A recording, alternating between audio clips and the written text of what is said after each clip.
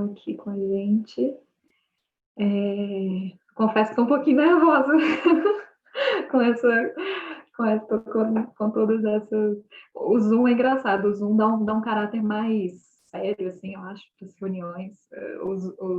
No Instagram eu acho um pouquinho mais, às vezes, informal.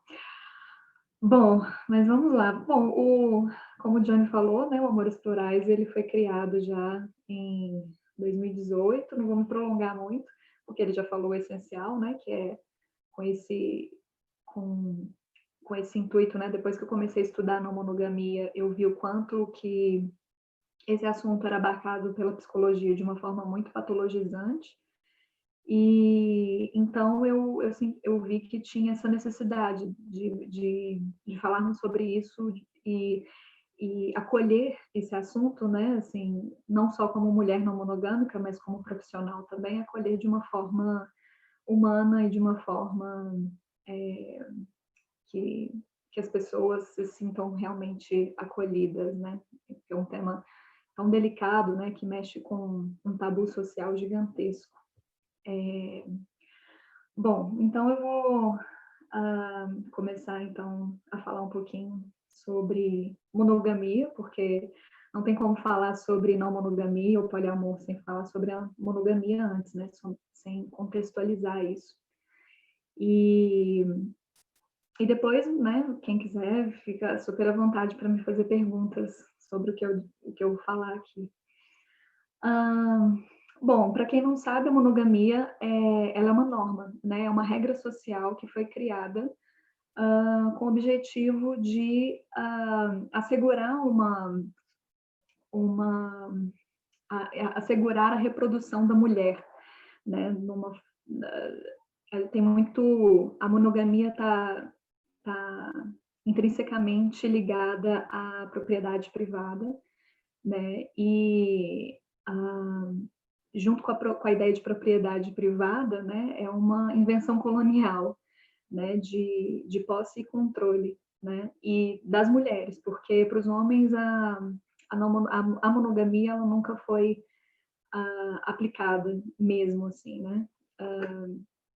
Então, é, bom, a monogamia, a não monogamia, né, ela vem como uma crítica a essa norma social, né? Porque a sociedade ocidental, né, ela foi construída baseada nesses valores monogâmicos, inclusive direitos, né, acesso a vários direitos estão diretamente vinculados a essa exclusividade sexual e afetiva que a monogamia impõe, né, e aí tem muita ligação com a ideia do amor romântico também, e é, isso, né? Então, a não monogamia, ela vem questionar isso. E, assim, eu acho que muita gente, às vezes, pode colocar, assim, o tema da live, né? Poliamor e não monogamia, mas a monogamia e poliamor não são sinônimos, né? Não monogamia é um termo guarda-chuva para abarcar vários tipos de relação.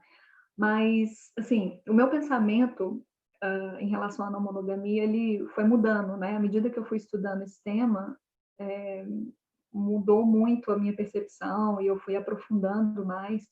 Então, atualmente, eu vejo poliamor, relação aberta, amores livres, anarquia relacional e todos esses temas como processos que levam as pessoas a questionarem a estrutura monogâmica e a partirem para uma estrutura não monogâmica, né, que significa não controle dos corpos, né?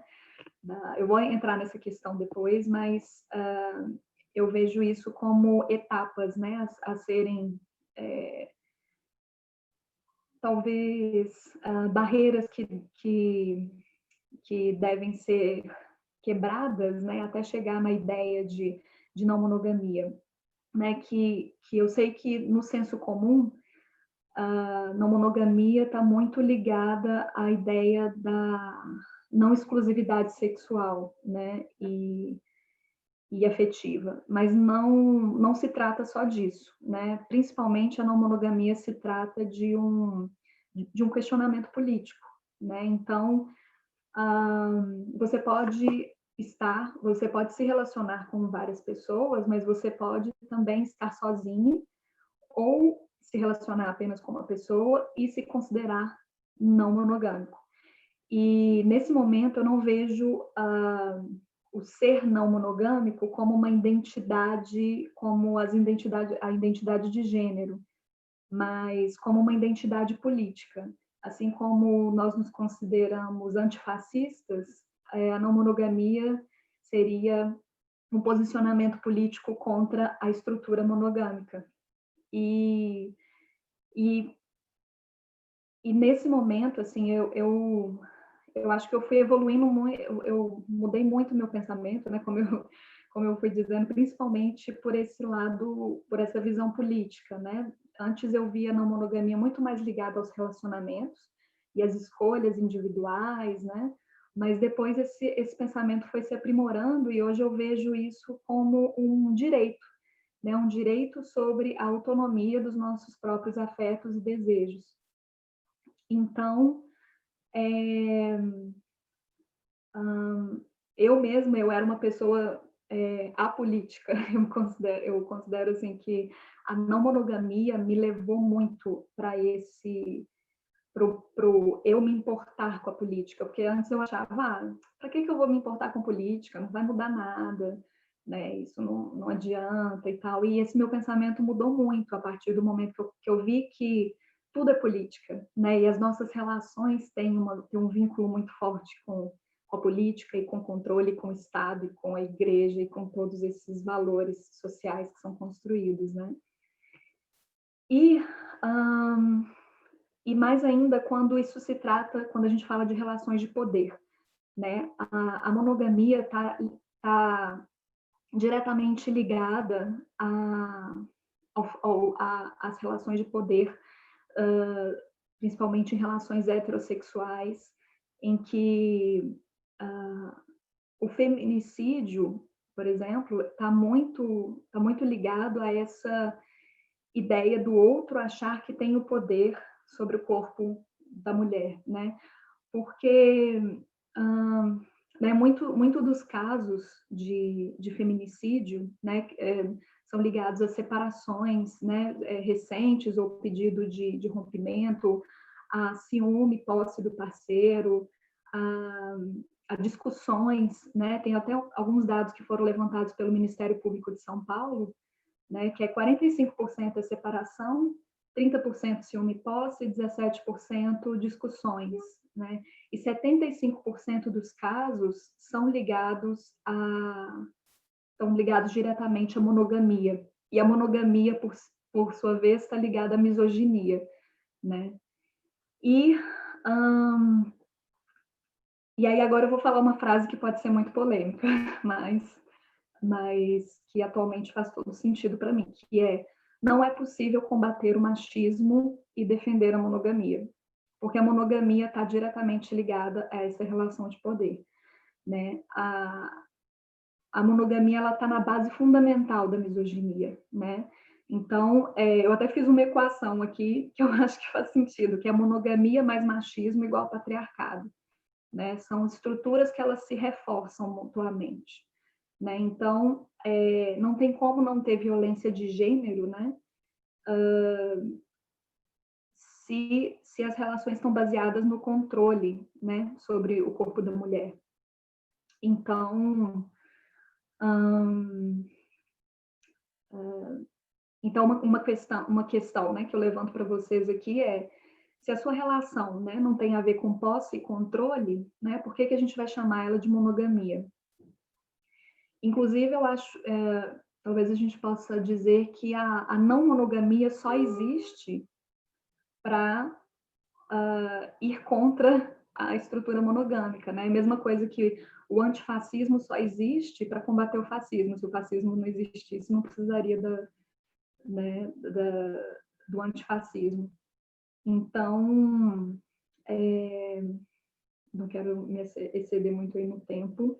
Se vocês Se tiver muito, vocês me falam. Bom, o nosso amor próprio está ligado diretamente à autonomia, né, dos nossos corpos.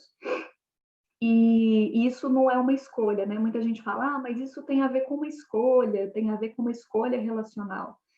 Mas a gente não pode falar de escolha quando isso se trata do corpo do outro. E um exemplo que eu gosto de usar, eu até usei no último episódio do podcast do Amores Florais que eu fiz, que é, uma coisa é você decidir com o outro quem que vai fazer as compras do supermercado, quem vai cuidar dos filhos em tais dias da semana. Agora, uma outra coisa é você acordar com o outro que dia que ele vai tomar banho, né? Que dia que ele vai comer, né? Que dia que ele vai dormir. Então, é uma necessidade básica, né? Assim, ao meu ver. Mas também é importante a gente dizer que o combinado mútuo das relações não são necessariamente éticos, né? Muita gente pode falar assim, não, mas na não monogamia também existe violência, também existe essas relações de poder e tal, mas é porque a não monogamia ela não garante uma ética nas relações, né? A gente começa a questionar essa estrutura de poder, mas aonde nós vamos chegar aí depende de onde nós estamos e para onde nós estamos indo, né? Depende muito de disso, assim, né? De onde a gente está partindo, de quais são as nossas quais são os nossos medos, os nossos sentimentos em relação aos relacionamentos, as nossas inseguranças. Então, tem muitas questões aí que são envolvidas nisso. Bom, deixa eu ver se tem mais coisa. Eu estou com uma colinha aqui, viu, gente? Para lembrar tudo que eu ia falar. E uma outra coisa que muita gente diz, que a não monogamia beneficia os homens cis-hétero. Isso não é uma verdade.